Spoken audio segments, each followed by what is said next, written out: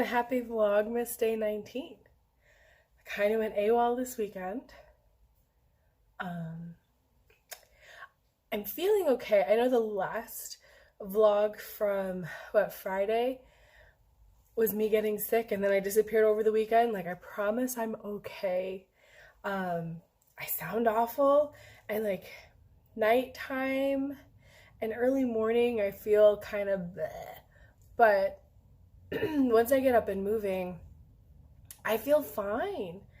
So it's not the flu, it's not COVID, it's just some weird thing in here. Had a fairly busy weekend. Saturday for sure. We had 2 basketball games, 2 different sides of town, 1 car.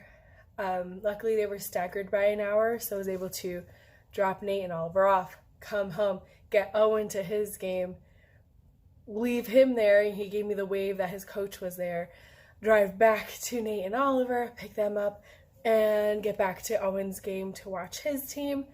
They lost. Like, his team doesn't lose. But it was a really, really good game. It was really close, too. They were leading for a little bit. And then from the basketball game, we ran to New Haven to Oliver's baseball team facility. Excuse me. We were supposed to have the an alderman and the state representative from New Haven were supposed to be visiting the facility to introduce themselves to the kids and just see the work that's being done there. We put out the call to have as many kids as possible attend the winter workout session on Saturday in full uniform. We had all the coaches. They were running awesome drills. The kids were looking sharp. And one thing we're trying to do is get the attention of community members in the hopes that when we look for grants and sponsorships, they know who we are, right? So they didn't show, but we sent them pictures. Sorry you missed it. Please come by in the new year when we start up again. So they have a workout this Wednesday, and then they're off for 2 weekends for the holidays. So that was Saturday. Sunday morning, had a little bit of a sleep in, and then the boys went again to the winter workout baseball session.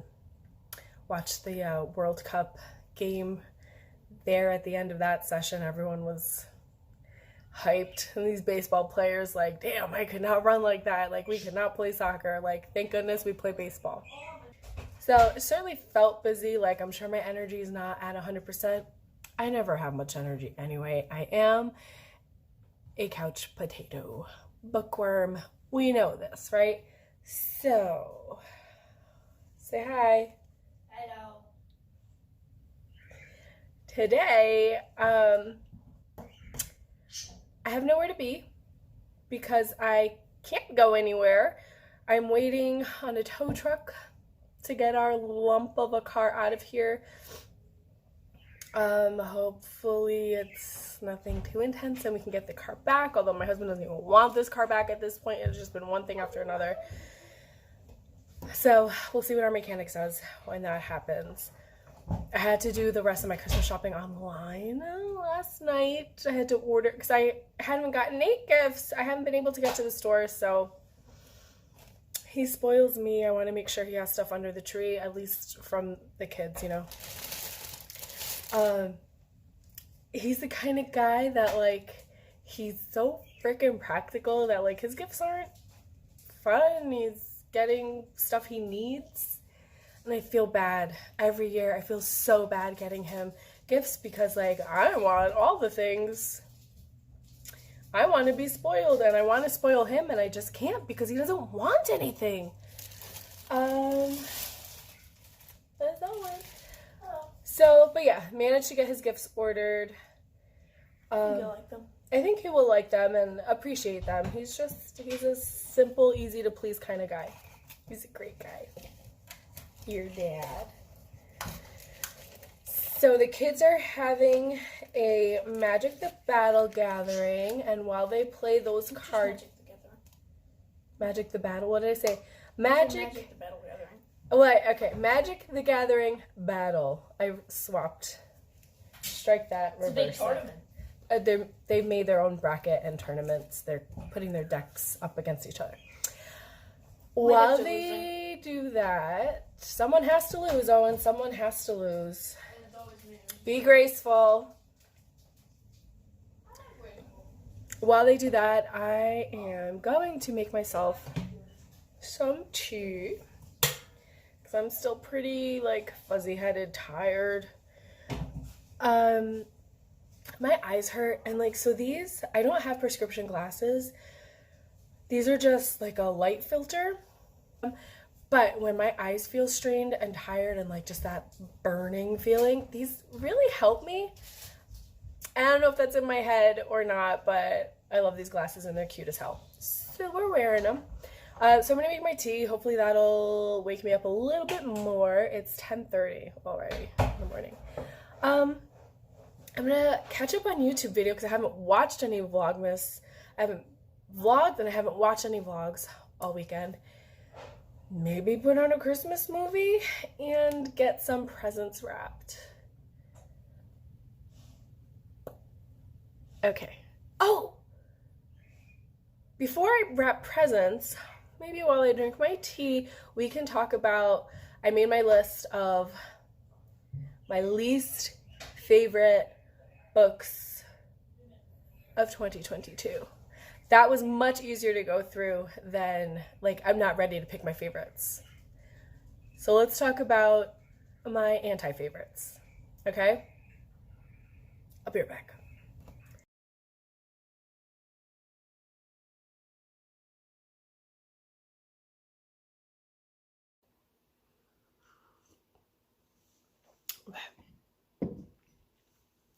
The stay-at-home reader, that's me, Alex. Least favorite books of 2022.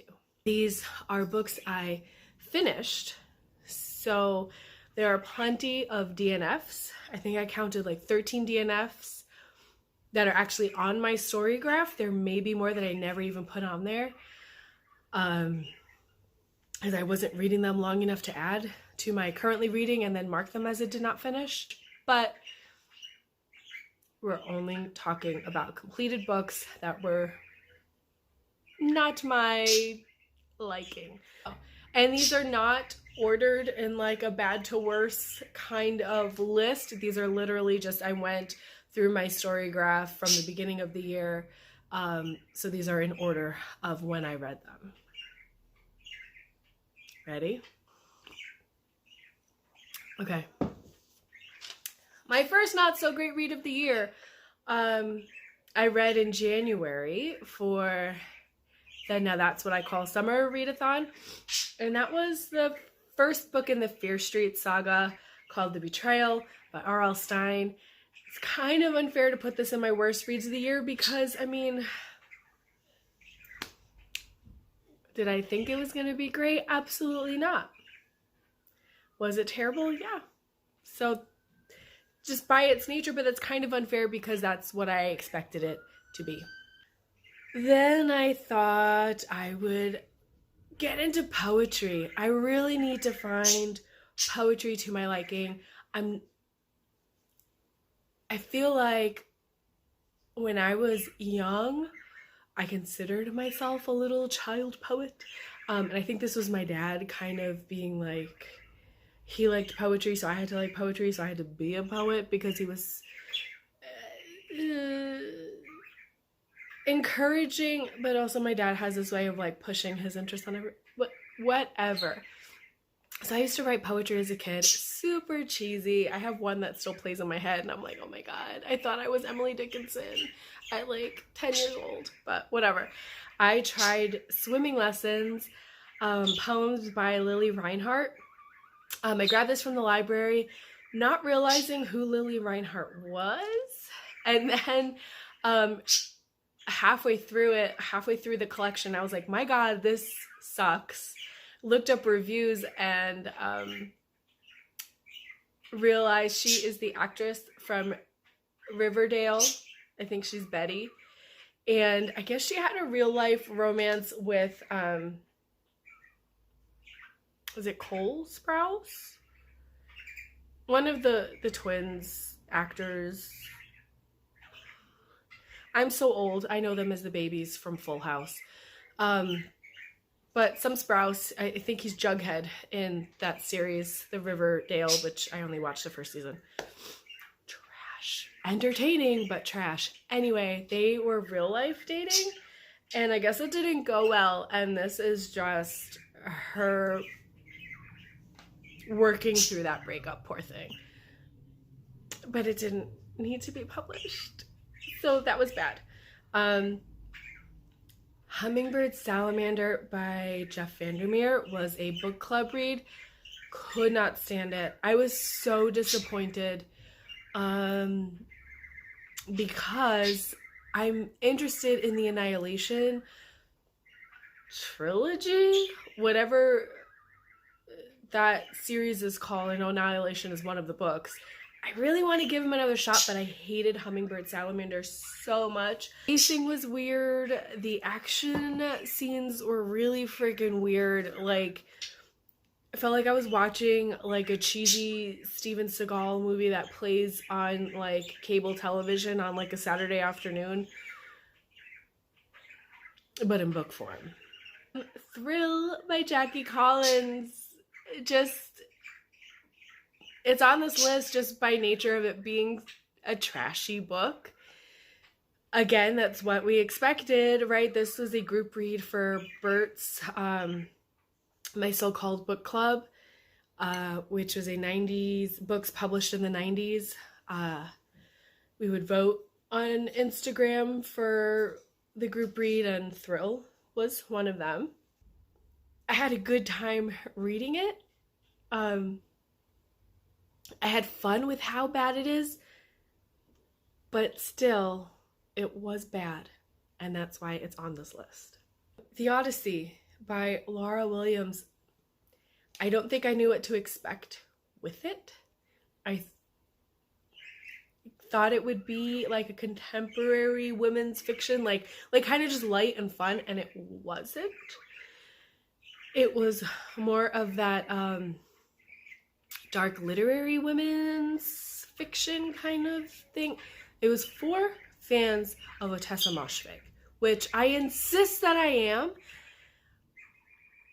but I might not be. I loved Eileen.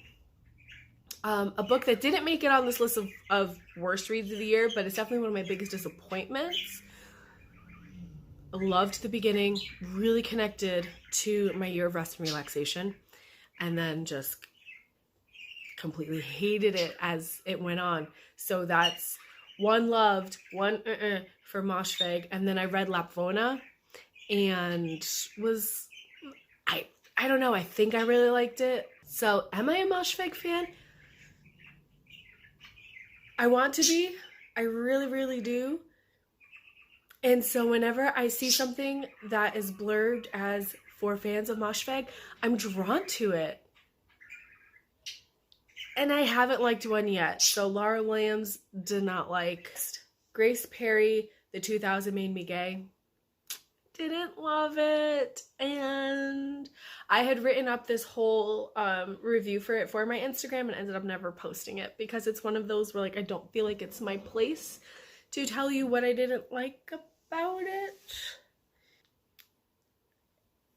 And I don't know, some of her writing was kind of icky. It was kind of outing other people that she had relationships with who refused to acknowledge they were relationships, but like she's very obvious about it, where like if you know her, you know who she's talking about. And so that was kind of icky. I don't know her. I don't know who she's talking about, but I'm just saying she's talking about a best friend who she was in love with, and they definitely fooled around a little, but that best friend like shut her out when Grace Perry came out and was talking to her about like what their relationship was. This friend was like, no, absolutely not. I don't know what you're talking about. And I feel like anyone from where they are from would know exactly who she's talking about. And obviously this woman didn't feel comfortable coming out. And so it's this line of like, it's Grace's story, it's her memoir, her essay to write, but did she share too much of something that someone else wasn't comfortable with? Tricky. I obviously have never had to come out as a lesbian. I'm not a lesbian.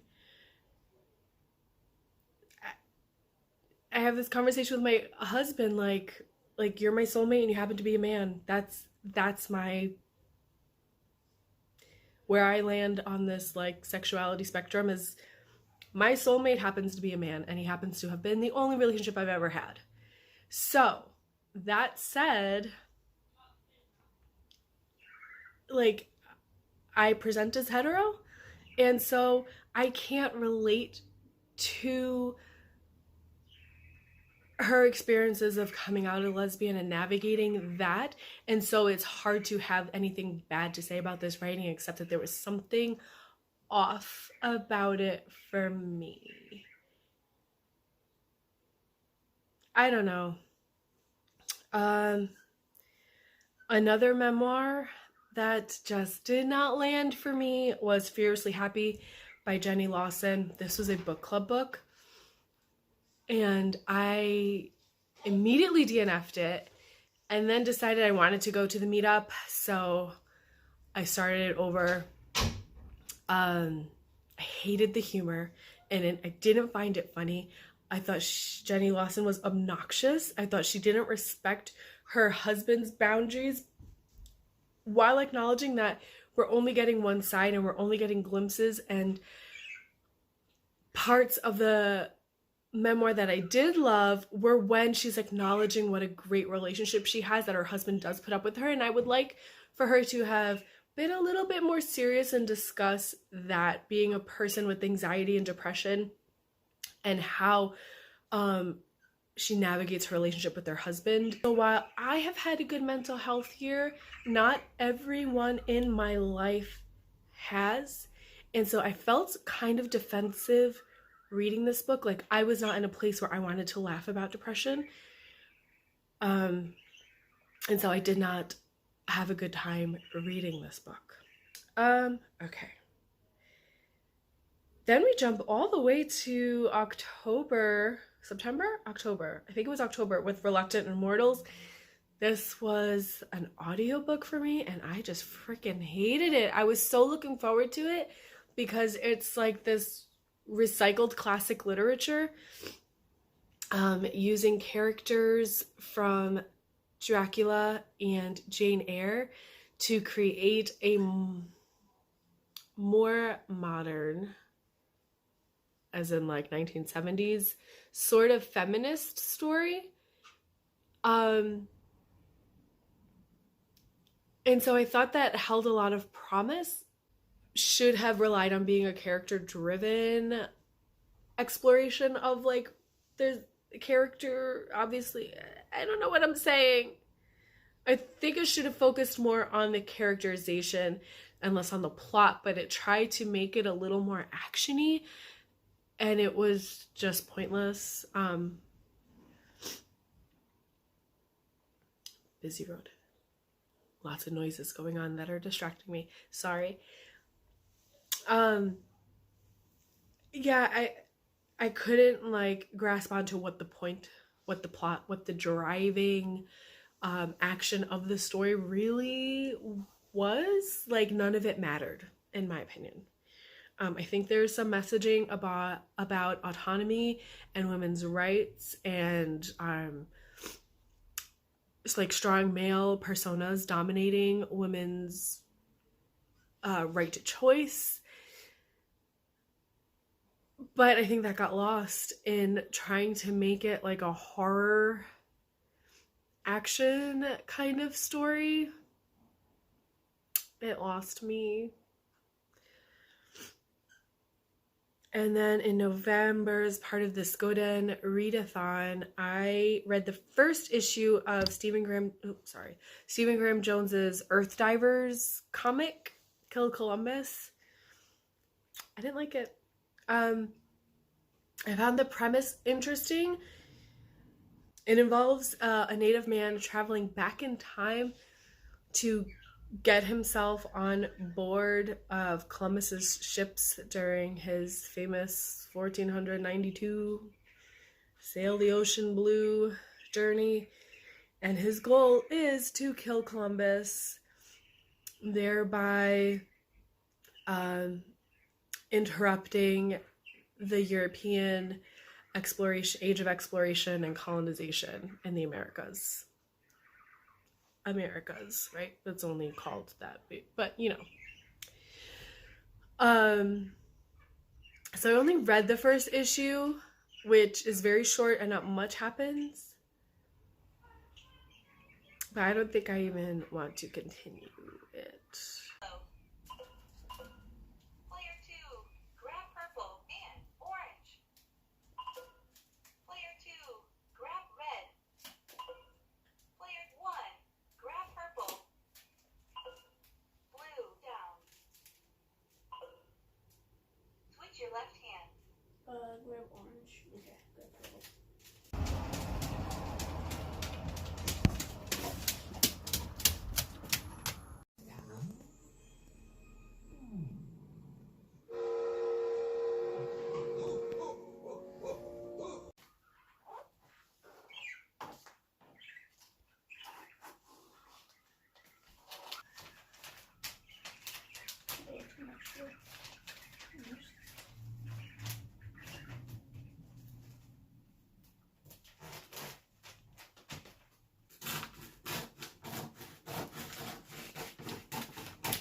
Sorry, sorry.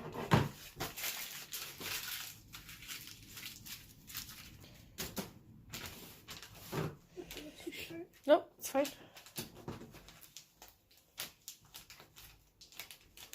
Okay. So that it's straight to the bottom of the book.